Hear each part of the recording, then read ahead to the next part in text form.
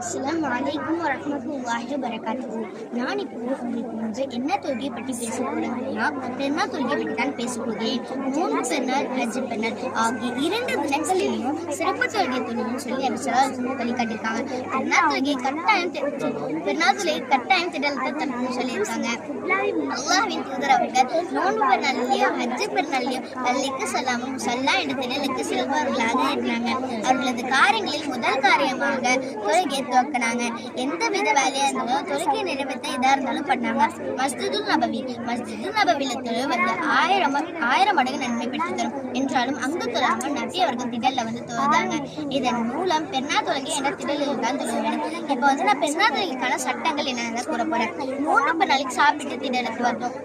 5 நாளைக்கு சாப்பிடாம திடலுக்கு வரணும். திடலுக்கு வந்து எந்த வித சுண்ணத்தையுமே தொழக்கூடாது.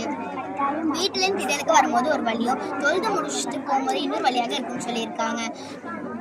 தொழு இல்லாத பெண்கள் கூட கட்டாயம் திடலுக்கு வர வேண்டும். சூரியன் உதைந்தவுடன் சீக்கிரமாக தொழுவதுதான் சிறந்தது. அஸ்ஸலாமு அலைக்கும் வரஹ்மத்துல்லாஹி வபரகாத்துஹு.